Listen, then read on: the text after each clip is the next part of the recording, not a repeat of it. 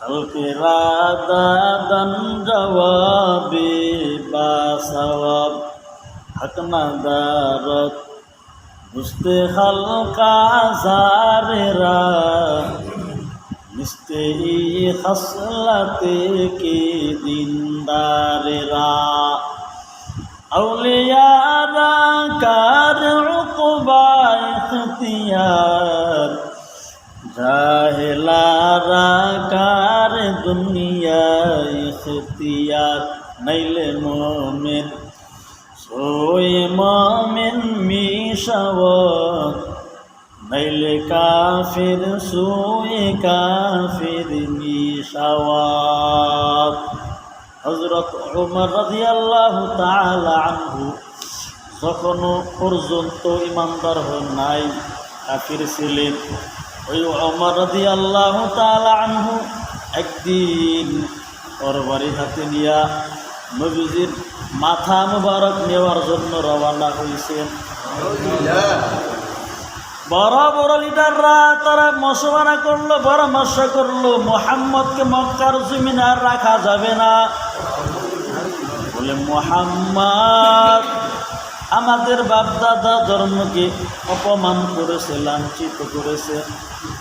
বলে মুহাম্মদ আমাদের দেবদেবীকে মানে না,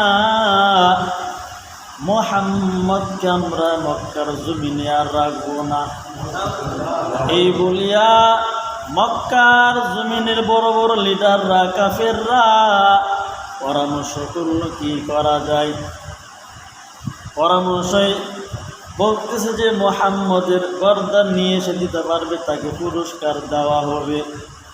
ওই কাফিরদের মধ্যে থেকে হযরত ওমর দাঁড়াইয়া বলতেছে আমি মুহাম্মদের মাথা নিয়ে এসে তোমাদের সামনে হাজির করব।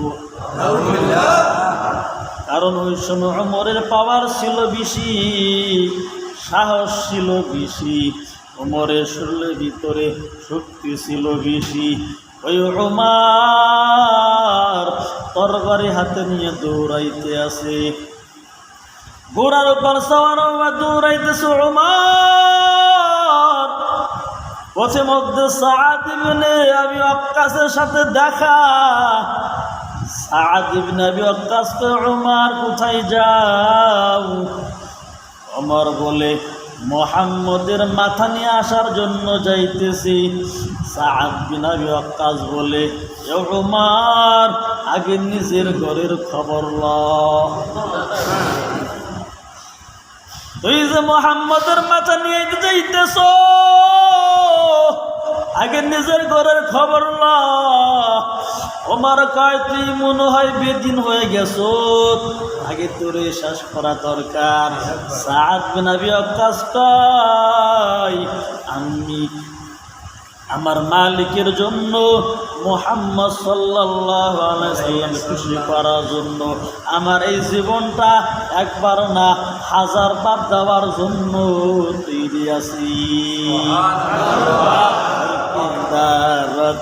খৌফে হাকদার দিল মুদার জন্নতুল মাওয়াতে হাতুরা মাকাম রুজপা হাফিজে মাখা আজ ইনসুজা উজলে ও আমস্তে দর জুমলা জাহা।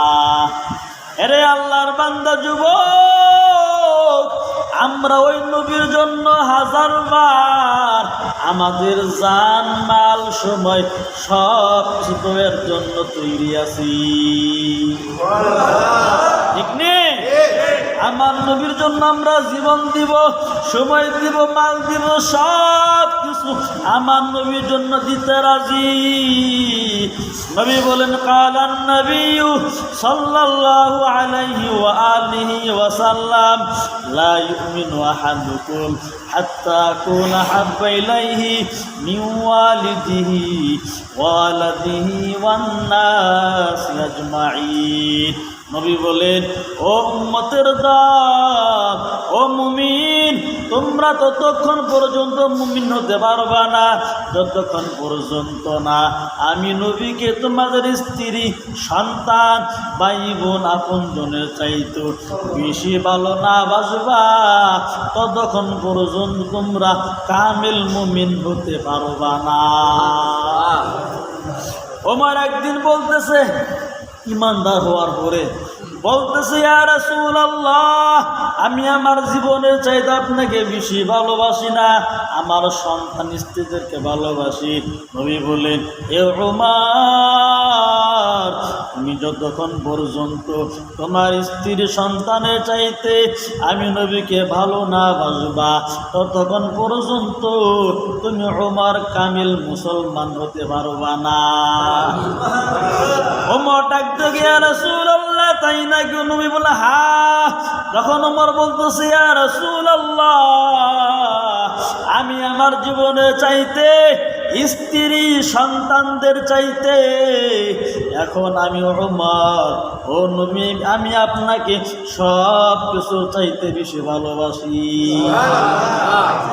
এই সবকটা আমাদের জন্য, আমরা আমাদের জান মাল, সময়, স্ত্রী, সন্তান আদি সবার চাইতে আমার নবীকে বেশি ভালোবাসা লাগবে।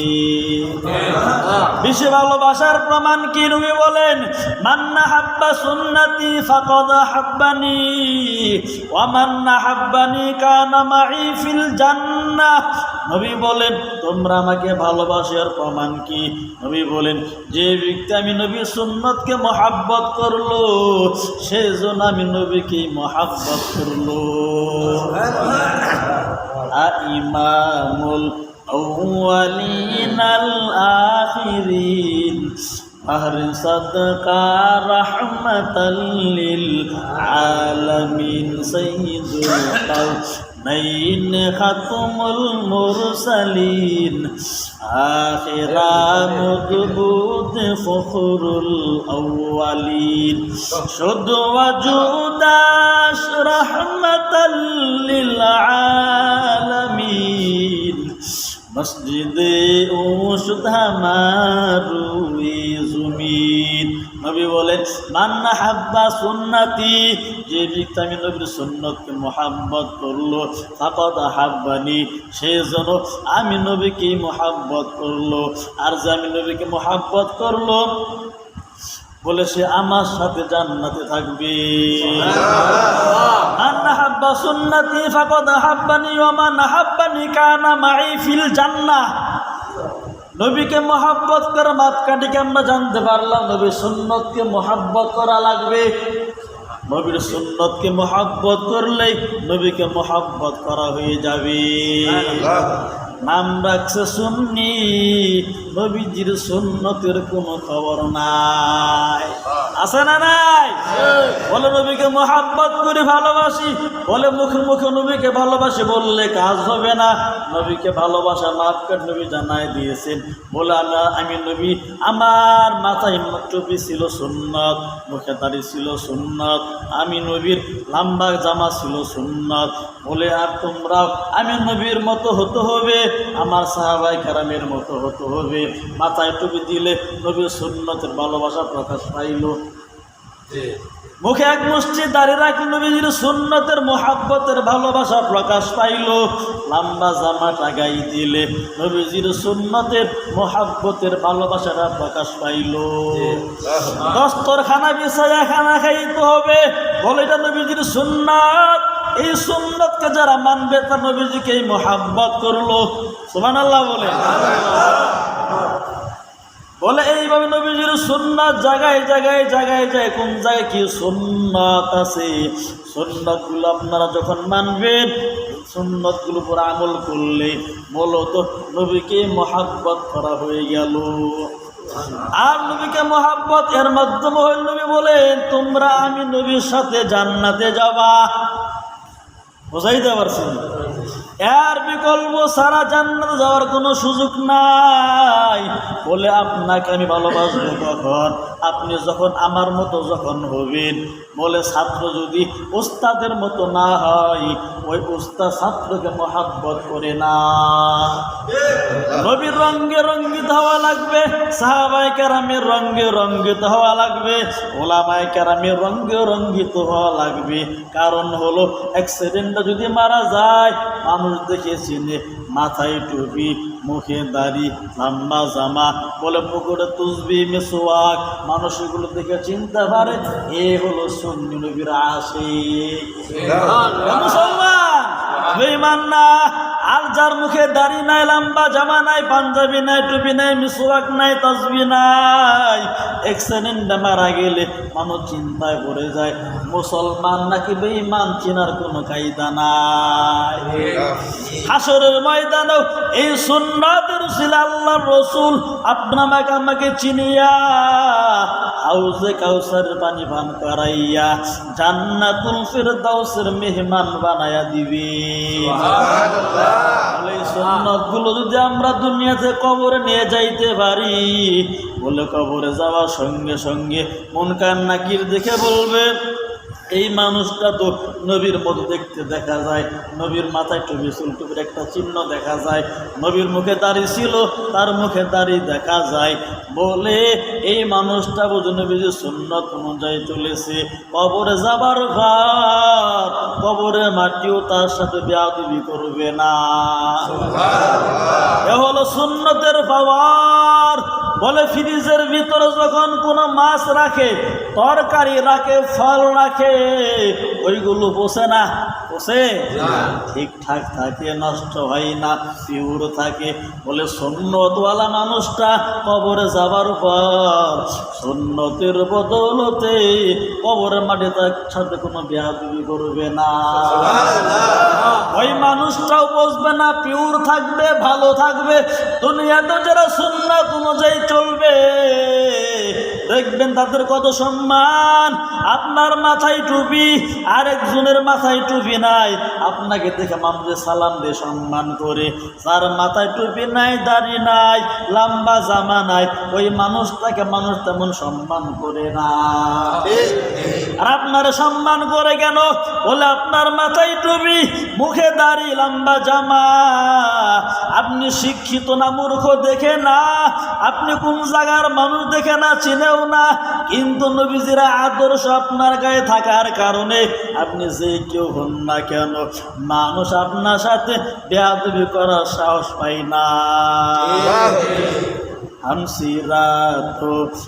हमसिराते मुस्तफा बर्तमामी हाले उकुन इत्तिबाए सुन्नते खैरुल बशर खीर लाजिम तागुयाबी आइफेसो।